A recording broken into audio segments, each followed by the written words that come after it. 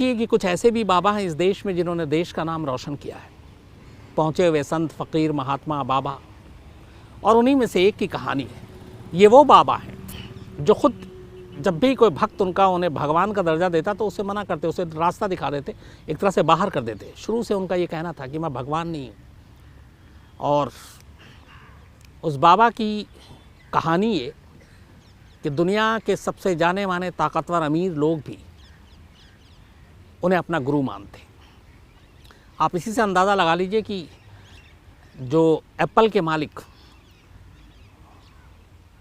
या फिर फेसबुक के ओनर, ये सभी लोग इन बाबा को अपना गुरु मानते थे। स्टीव जॉब्स एप्पल का के जो मालिक, नाम या परिचय के मोहताज नहीं, उन्होंने बताया था कि वो बहुत पहले से इन बाबा को अपना गुरु मानते थे और भक्त थे और उनसे बहुत कुछ सीखने को मिला। उन्हीं का एक बार जिक्र किया जब प्रधानमंत्री नरेंद्र मोदी यूएस में फेसबुक के हेडक्वार्टर में पहुंचे तो मार्क ज़करबर्ग ने ये उनको, प्रधानमंत्री को ये बताया कि करीब 10 साल पहले जब वो बड़े परेशान थे, फेसबुक को लेकर चीज़ें अच्छी नहीं हो रही थी और बड़ा मन में अजीब अजीब चीज़ें उठ रही थी, तब स्टीव जॉब्स ने ये सलाह दिया था मार्क ज़करबर्ग को कि तुम भारत जाओ और भारत में कैची धाम जाओ और कैची धाम में जाकर नीम करोली बाबा के पास जाओ। मार्क ज़करबर्ग ने प्रधानमंत्री नरेंद्र मोदी से बाकायदा जिक्र किया कि स्टीव जॉब्स के कहने के बाद वो भारत आए, करीब 1 महीना रुके और इस 1 महीना रुकने के बाद आखिरकार वो उत्तराखंड पहुँचे, नीम करोली बाबा के उस कैची धाम में। हालांकि जब मार्क ज़करबर्ग पहुँचे थे तब बाबा को समाधि लिए या उनकी मौत को 32 साल हो चुके थे, 32 ईयर्स। लेकिन वो वहाँ गए। उस कैची धाम के एक स्टाफ ने बाकायदा इंटरव्यू में बताया कि एक रोज़ उनके पास जो फेसबुक के सामाजिक काम वाम सब देखते हैं, google.org, वहाँ से एक फ़ोन आया था कि मार्क नाम का कोई शख्स एक दिन के लिए धाम में आना चाहता है। और उसी के बाद, तब उन्हें पता नहीं था, उसके बाद वो पहुँचे, सिर्फ एक किताब लेकर पहुँचे थे मार्क ज़करबर्ग, न कोई कपड़ा न बाकी कोई चीज़, और एक ही दिन के लिए रुकना था। लेकिन मौसम ख़राब हो गया, तूफ़ान आ गया, बारिश हो गई, इस वजह से उन्हें उस धाम में 2 दिन रुकना पड़ा। और 2 दिन रुकने के बाद वो गए। उन्होंने कहा कि उसके बाद से उनकी सारी चीज़ें बदलनी शुरू हो गई। तो स्टीव जॉब्स, जिनको अपना गुरु मानते, मार्क ज़करबर्ग, जिन्होंने बाकायदा जिक्र किया, इसके अलावा हॉलीवुड की नामचीन हीरोइन जूलिया रॉबर्ट्स, वो तो लगातार आकर नीम करोली बाबा के इस कैची धाम में न मालूम कितने दिन गुजारे। उनका नाम गोविंद पल्लभ पंत, जो अपने पूर्व मंत्री थे केंद्रीय, नारायण दत्त तिवारी, इनका परिवार आज भी वहाँ पे जाता है। तो ये सारे वो लोग। लेकिन नीम करोली बाबा क्यों मशहूर हुए, क्यों फेमस हुए और वो थे क्या, उनकी असली पहचान क्या थी, कोशिश करूँगा आज आपको समझाने की, क्योंकि उनकी ज़िंदगी के साथ बड़े सारे चमत्कार के किस्से जुड़े हुए हैं। मैं कोशिश करूँगा जितने चमत्कार के किस्से हैं वो भी आपको सुनाऊँ। असल में जो बताया जाता है वो नीम करोली बाबा का असली नाम लक्ष्मी नारायण शर्मा था। ये उत्तर प्रदेश के अकबरपुर गांव में जन्मे थे। शायद 1900 के आसपास इनकी पैदाइश हुई थी और 11 सितंबर 1973 को, कहते हैं, इन्होंने अपने शरीर को त्याग दिया, यानी कि समाधि ली। बाबा की कहानी जो शुरू होती है वो बताते हैं कि 1940 के आसपास उत्तराखंड में भवाली से कुछ किलोमीटर दूर एक छोटी सी घाटी के पास नीम करोली बाबा पहुंचते हैं और वो वहाँ पे सड़क किनारे बैठे होते हैं। दूर पहाड़ी पे उन्हें एक शख्स दिखाई देता है। वो उसे आवाज़ देते हैं, पूरन, ज़रा यहाँ आना। ज़ोर से आवाज़ देते हैं, आवाज़ पूरन के कानों तक पहुँचती है। वो पहाड़ी से नीचे उतरता है और एक अजीब से बाबा जो सड़क किनारे बैठे हैं उनके पास जाता है। लेकिन वो हैरान परेशान, क्योंकि उसने इन बाबा को कभी देखा नहीं और वो हैरत में था कि आखिर बाबा उसका नाम कैसे जानते हैं। तो उसकी हैरानगी को देखते हुए बाबा ने कहा कि मैं तुम्हें कई जन्मों से जानता हूँ, तुम इन चीज़ों को छोड़ो, तुम एक काम करो, मुझे भूख लगी है, घर से खाना ले आओ। पूरन घर भागा भागा जाता है, अपनी माँ को बताता है कि एक ऐसे बाबा है, वो मुझे कह रहे हैं कि इतने जन्मों से जानते हैं, खाना दे दो। घर में उस वक्त दाल रोटी ही बनी हुई थी। गरीब परिवार का पूरन, वो वही लेकर आता है और बाबा को खाना देता है। बाबा खाना खा लेते। थोड़ी देर के बाद बाबा कहते हैं कि उससे तुम 2-4 और गाँव के लोगों को लेकर मेरे पास आओ। उसी जगह पर पूरन जाता है, 2-4 लोगों को लेकर आता है। इसके बाद बाबा उनके साथ जहाँ सड़क पे बैठे हुए थे, वो एक छोटी सी नदी थी, नदी को पार करने के बाद जंगल में पहुँचते हैं। जंगल में पहुँचने के बाद एक जगह वो इशारा करते हैं और पूरन और बाकी लोगों से कहते हैं कि यहाँ पे इस पत्थर को थोड़ा खोदो, इसके पीछे एक गुफ़ा है। पूरन थोड़ा हैरान होता है क्योंकि पूरी बचपन उसने वहीं गुजारी, उसी इलाके में, उसी जहाँ जंगल पहाड़ में। उसने कहा आज तक हमें कभी किसी गुफ़ा के बारे में कोई जानकारी नहीं मिली। लेकिन बाबा कहते हैं तुम खोदो उसको। खुदाई शुरू होती है और वाकई एक पत्थर हटता है और उसके पीछे एक गुफ़ा दिखाई देती है। सारे गांव वाले चौंक जाते हैं क्योंकि पूरी ज़िंदगी उन्होंने गुजार दी पर उन्हें इस गुफ़ा के बारे में कभी पता नहीं चला। और एक अजनबी बाबा यहाँ पे पहुँचता है और अचानक बताता है और वाकई गुफ़ा निकल आता है। उन्होंने कहा कि इस गुफ़ा के अंदर एक धूनी भी है। वो अंदर दाखिल होता है तो वाकई एक धूनी मिलती है, ऐसा लगता है जैसे अभी अभी किसी ने इसको रखा हो। धूनी के साथ वहीं पे चिमटा भी पड़ा था। गांव वाले पूरे हैरान परेशान कि सारी चीज़ें क्या हैं। इसके बाद बाबा फिर अगला आदेश देते हैं।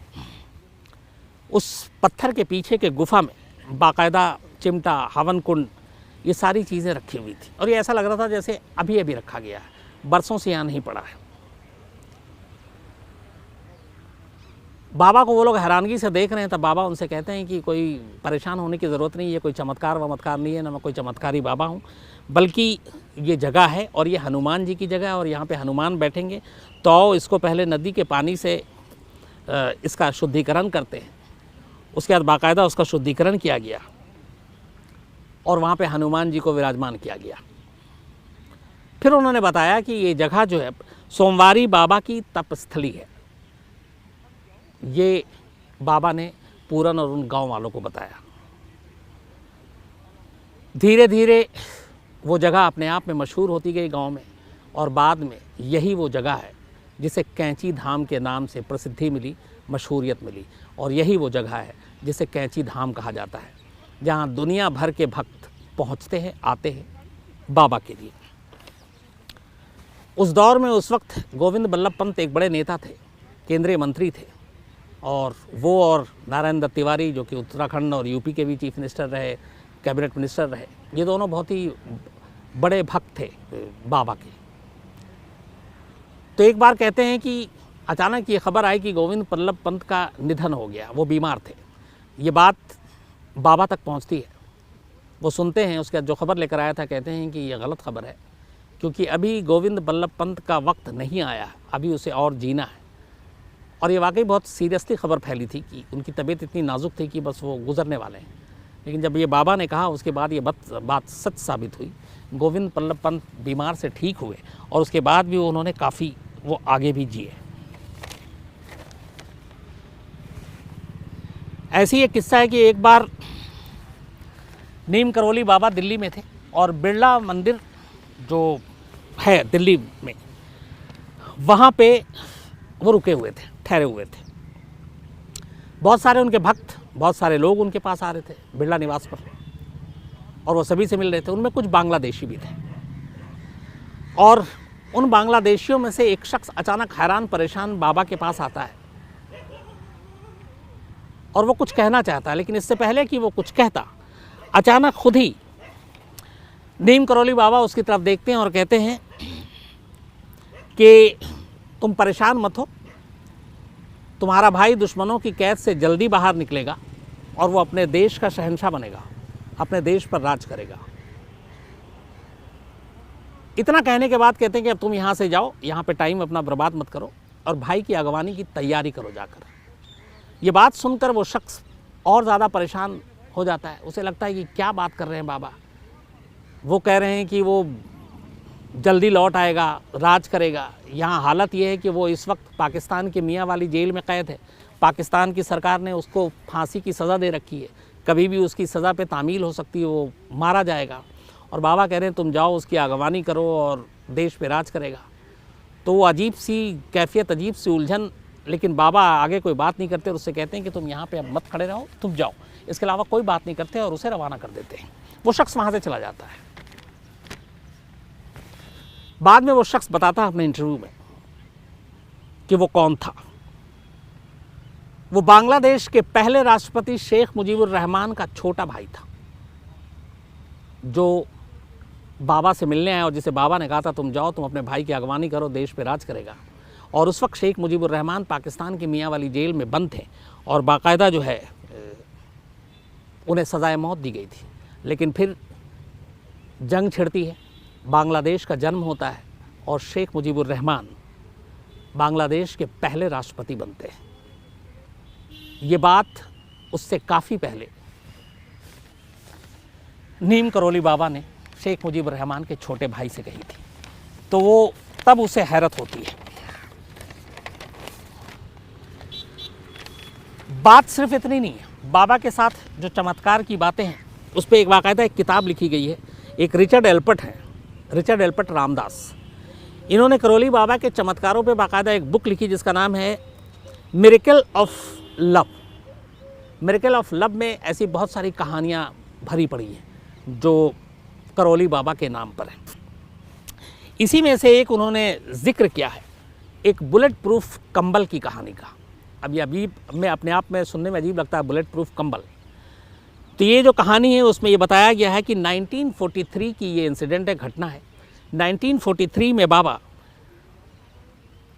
एक बार फतेहगढ़ यूपी में एक बुजुर्ग दंपत्ति के घर अचानक शाम को पहुंच जाते हैं। वो बुजुर्ग दंपत्ति बाबा के बहुत बड़े भक्त थे। बाबा को अपने सामने देखकर वो दोनों हैरान हो जाते हैं, खुशी भी होती है कि गरीब की कुटिया में बाबा खुद आए। बाबा वहाँ पहुँचते हैं, उसके बाद उनसे जो बन पड़ता, वो गरीब थे, वो बाबा के लिए करते हैं, उन्हें खाना खिलाते हैं और फिर चारपाई पर बाबा को एक कंबल देकर सोने की व्यवस्था करते हैं। दोनों मियाँ बीवी को अब नींद नहीं, क्योंकि बाबा सीधे उनके घर पर हैं और उन्हें इस बात का भी अफसोस कि बाबा आए हैं लेकिन वो उनकी ठीक से खातिरदारी नहीं कर पा रहे, उनके पास पैसे नहीं हैं, अच्छा उनको बिस्तर नहीं दे पाए। एक चारपाई पर एक कंबल देकर सुला दिया। इसी आत्मग्लानि में या ऐसी उसमें कि शायद हम बाबा के लिए अच्छा नहीं कर पाए, वो दोनों पूरी रात जागते रहते हैं बाबा की चारपाई के इर्द गिर्द वहीं बैठे हुए। इधर अचानक उन्हें आवाज़ आती है, पूरी रात ऐसा लगता है कि बाबा बहुत तकलीफ़ में है और वो चारपाई में हैं तो कंबल के अंदर, लेकिन वो करवट बदल रहे हैं और ऐसा लग रहा है जैसे बहुत तकलीफ़ में है, बहुत दर्द हो रहा है। उन्हें कोई मार रहा है, कोई पीट रहा है, आवाज़ भी वो वैसी कर रहे हैं जो कराहने की आवाज़ आती है। दोनों मियाँ बीवी परेशान, हिम्मत भी नहीं रही कि बाबा से कुछ पूछें, क्योंकि बाबा की नींद न खुल जाए। उन्हें ये भी लग रहा है बाबा शायद आधी नींद में है, लेकिन बाबा पूरी रात कराहते रहते हैं, करवट बदलते रहते हैं और उसी बेचैनी में दोनों बुजुर्ग पति पत्नी पूरी रात जाग कर काट देते हैं। सुबह होती है, सुबह होने के बाद बाबा उठते हैं और उसके बाद वो जो अपनी जो चादर कंबल था उसको लपेटते हैं और लपेट कर उस बुज़ुर्ग दंपत्ति के हवाले कर देते हैं और कहते हैं कि इस कंबल को तुम ले जाकर गंगा में बहा देना।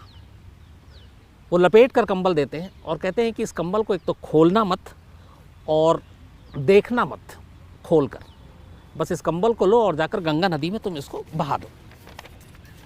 बाबा की आज्ञा कर, लेकिन जाने से पहले बाबा ये भी कहते हैं कि इसको बहा देना और तुम्हारा जो बेटा है वो अगले 1 महीने में तुम्हारे पास घर लौट आएगा, तो तुम खुश हो जाओ। इतना कहते हैं ये 2 चीज़ें और बाबा वहाँ से फिर विदा ले लेते हैं और चले जाते हैं। पहली ये कि कंबल को देखना मत, गंगा में बहा देना। दूसरी ये कि 1 महीने में तुम्हारा बेटा घर लौट आएगा। पति पत्नी बाबा के जाने के बाद उस कंबल को लेकर गंगा नदी की तरफ आगे बढ़ते हैं, लेकिन जब वो कंबल को उठाकर चल रहे थे तो अचानक उन्हें लगता है कि इस कंबल के अंदर लोहे की कुछ चीज़ें हैं। अब उनके अंदर मन में जिज्ञासा जागती है कि खोल कर देखा जाए कि इस कंबल में है क्या, लेकिन फिर बाबा का आदेश याद आता है कि इसको खोल कर मत देखना। फिर उन्हें लगता है कि अगर हमने खोल के देखा तो बाबा के आज्ञा का उल्लंघन होगा, तो वो अपनी इस जो क्यूरियोसिटी थी उसको दबा लेते हैं और कंबल को खोलते नहीं और ले जाकर नदी में कंबल को बहा देते हैं। बहाने के बाद वापस लौट आते हैं। बात आई गई हो जाती है। ठीक 1 महीना बीतता है। 1 महीने के बाद इनका इकलौता बेटा घर लौटता है यूपी। इनका जो बेटा था वो बर्मा फ्रंट पर लड़ाई लड़ रहा था। सेकेंड वर्ल्ड वॉर, दूसरा विश्व युद्ध जारी था और चूँकि उस वक्त हिंदुस्तान आज़ाद नहीं हुआ था, तो ब्रिटिश आर्मी की तरफ से इस बुज़ुर्ग दंपत्ति का बेटा बर्मा फ्रंट पर जंग लड़ रहा था और वहीं गया था। और जिस बर्मा फ्रंट पर लड़ाई हो रही थी वहाँ जापानी सैनिकों के साथ लड़ाई थी और इनका बेटा जो था ये ब्रिटिश आर्मी की तरफ से वहाँ लड़ाई लड़ रहा था। घर आने के बाद उसने बताया कि वो कैसे आया वही बता सकता है। उसे उम्मीद नहीं थी कि वो कभी ज़िंदा अपने घर लौटेगा और अपने माँ बाप को देख पाएगा। उसने बताया कि 1 महीने पहले एक रात अचानक जापानी सैनिकों ने धावा बोल दिया और हम जो सारे सैनिक थे वो कम पड़ गए और एक एक कर हमारे सारे साथी मारे गए। चारों तरफ गोलियां चलती रही, पूरी रात गोलियां चलती रही और गोलियां मेरे इर्द गिर्द से निकलती रही। एक एक कर मैंने अपने साथियों को मरते हुए देखा और मेरा ये था कि मौत यकीनी है, अब मैं आज कल की सुबह देख नहीं पाऊंगा। लेकिन नामालूम क्या हुआ कि वो सारी गोलियां मेरे इर्द गिर्द से निकल गई, मुझे कोई भी गोली नहीं छुई और सुबह होने से पहले जो बाकी के ब्रिटिश सेना की टुकड़ी थी वो उस मोर्चे पर आ गई। उनके आते ही जापानी सैनिक पीछे हट गए और उनके आने से फिर उसकी जान बच गई और आज वो अपने घर पर है। जब ये बात उसने बताई कि ठीक 1 महीने पहले पूरी रात कैसे गोलियां चलती रही, वो गोलियों के बीच में था, तो माँ बाप ने याद किया वो रात वही थी ठीक 1 महीने पहले जब बाबा नीम करोली इस बुजुर्ग दंपत्ति के घर पर आए थे और सोए थे और पूरी रात वो करा रहे थे उस कंबल के अंदर और ऐसा लग रहा था कि बस कुछ तकलीफ़ है, ज़ख्म है, कोई मार रहा है, कोई पीट रहा है।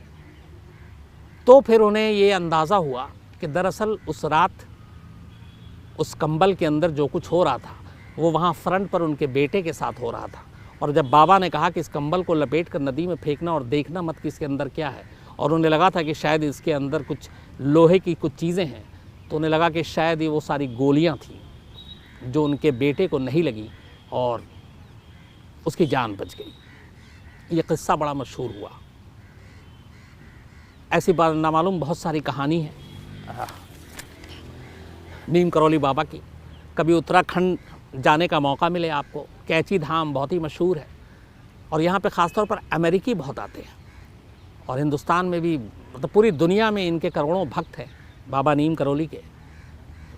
खूबसूरत जगह है कैंची धाम जहाँ पे ये उनका धाम है और आज भी बाबा के फॉलोअर्स वैसे ही हैं, उनके मानने वाले वैसे ही। जैसा मैंने आपको बताया कि चाहे वो एप्पल के मालिक हों स्टीव जॉब्स, चाहे फेसबुक के मार्क जकरबर्ग या बॉलीवुड की नामचीन हीरोइन